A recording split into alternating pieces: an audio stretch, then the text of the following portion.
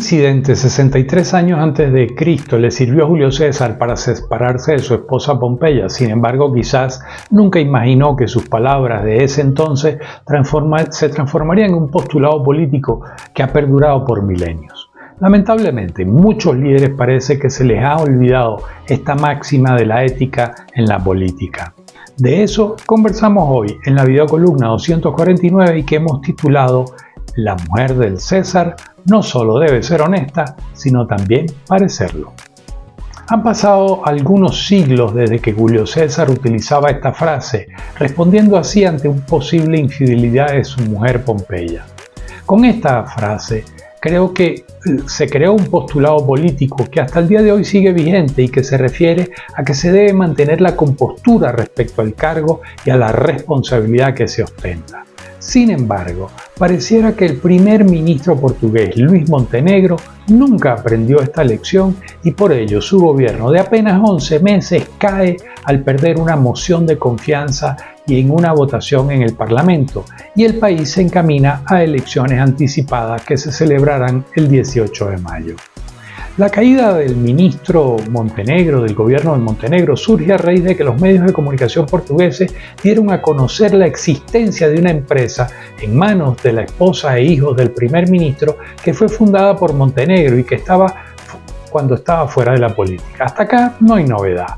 El tema es que se trata de una inmobiliaria que tiene como cliente a la empresa Solverde y esta le ha pagado a la empresa de Montenegro desde julio del 2021 4.500 euros mensuales por representar a este grupo en las negociaciones con el Estado que resultaron en la prórroga del contrato de concesión de los casinos de Espinho y Algarve. Una vez que los medios dan a conocer esta información, la compañía pasó a estar únicamente en manos de los dos hijos de Montenegro, tras 2 semanas de polémica.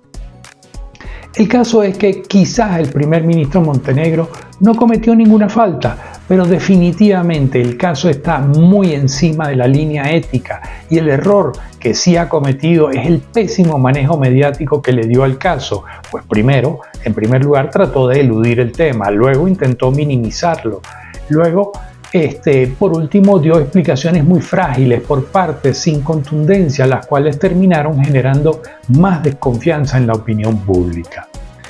En un país y en tiempos normales, un primer ministro de estas circunstancias solo dimite, sino que ni siquiera se volvería a candidatearse para la próxima elección. Es claro que el señor Montenegro no tiene planes de abandonar el poder y se aferra a él desesperadamente.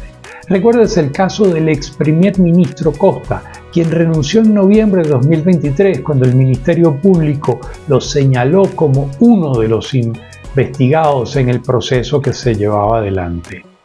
Caso que, por cierto, 3 semanas después, la Fiscalía señaló que no se trataba del primer ministro, sino que era de otra persona con el mismo nombre. Sin embargo, Costa de forma inmediata renunció argumentando que, abro comillas, la dignidad de las tareas de un primer ministro no son compatibles con ninguna sospecha sobre la integridad, el buen comportamiento y menos aún cualquier tipo de acto delictivo. Cierro comillas. Esa actitud de Antonio Costa es la de un hombre de Estado que entiende que por encima de cualquier interés o apetencia personal está el país y los ciudadanos que lo eligieron.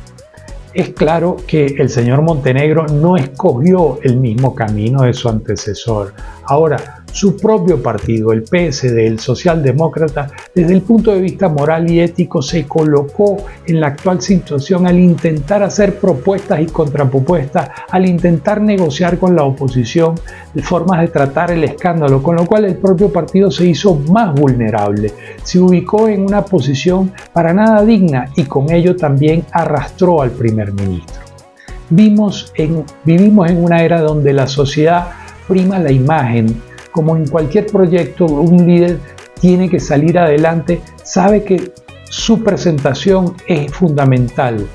Saben que perfectamente bien que una de las grandes cartas que tienden a jugar, y más en esta época donde si no sales en la pantalla no existe, pero ojo, por todo esto puede ser un arma de doble filo, como fue el caso del primer ministro Montenegro por el mal manejo que le dio el tema. El debate ahora es si el primer ministro u otro funcionario público tienen o no derecho a tener negocios y empresas. Bueno, depende de la legislación de cada país, pero en el caso portugués se les es permitido, pero absolutamente obvio es que no pueden tener conflictos de interés o traspasar las líneas éticas que han sido, en este caso, pues la empresa que le pagó al primer ministro tenía intereses en licencias que el Ejecutivo debería resolver. De nueva vuelta, la mujer del César no solo debe ser honesta, sino que también debe parecerlo. Y eso es una lección que todo líder debe cumplir y debe tener claro. Así de simple. Bueno, esta ha sido la videocolumna de la semana. Cuéntenme, ¿están de acuerdo con la frase de Julio César? Los leo. Nos vemos.